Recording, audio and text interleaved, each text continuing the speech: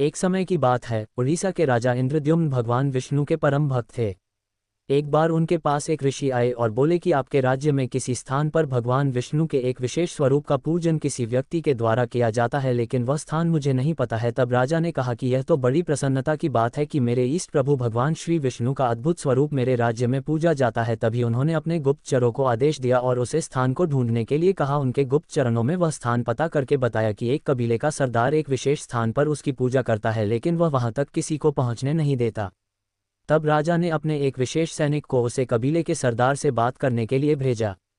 उसे सैनिक ने कबीले की सरदार से भगवान विष्णु के उसे स्वरूप का दर्शन करने के लिए कहा तो उसने स्पष्ट माना कर दिया, लेकिन उसे सैनिक ने सोचा कि अगर वह वापस राजा के पास जाएगा तो राजा उसे मार डालेगा। थोड़े समय पश्चात उसे सैनिक ने उसे कबीले की सरदार की बेटी से विवाह कर लिया और एक दिन वह उसे कहने लगा कि तुम अपने पिताजी से कहो कि मुझे उसे स्वरूप का एक बार दर्शन कर दे। तब उसकी पत्नी ने कहा ठीक है, पिताजी को आने दो, मैं बात करूंगी। पिताजी के आने पर उसे बेटी ने उन्हें अपने पति को उसे अद्भुत स्वरूप के दर्शन करने को कहा। तब वह मान गया, लेकिन उसने ये शर्त रखी कि उसे स्थान पर वह उनकी आंख पर पट्टी बांध कर लेकर जाएगा। वह मान गया, लेकिन जाते समय उसने अपने हाथ में सरसों के दाने मुट्ठी में छुपा लिए और जिस मार्ग से वह गुजर रहा था उसे मार्ग पर धीरे धीरे सरसों के दाने डलते डलते डलते वह उस स्थान पर पहुंच गया। वहां जाकर उसकी पट्टी हटाई गई और उसने भगवान के अद्भुत स्वरूप का दर्शन किया। वह बहुत ही आश्चर्यचकित रह गया और वापस पट्टी बांधकर उस स्थान से आ गया। वहां से वह सीधा राजा के पास गया और राजा को जाकर कहा कि मैं उस स्थान के बारे में जानता हूं जहां पर भगवान विष्णु के उसे अद्भुत स्वरूप की पूजा होती है। तब राजा स्वयं उसके साथ साथ उस स्थान पर आया, लेकिन जब वे दोनों उस स्थान पर आए तो देखें कि वहां पर कोई किसी प्रकार की मूर्ति नहीं है, अर्थात वहां से वह अद्भुत स्वरूप गायब हो चुका था। इससे राजा बहुत निराश हुआ कि उसे स्वरूप का दर्शन नहीं हो पाया।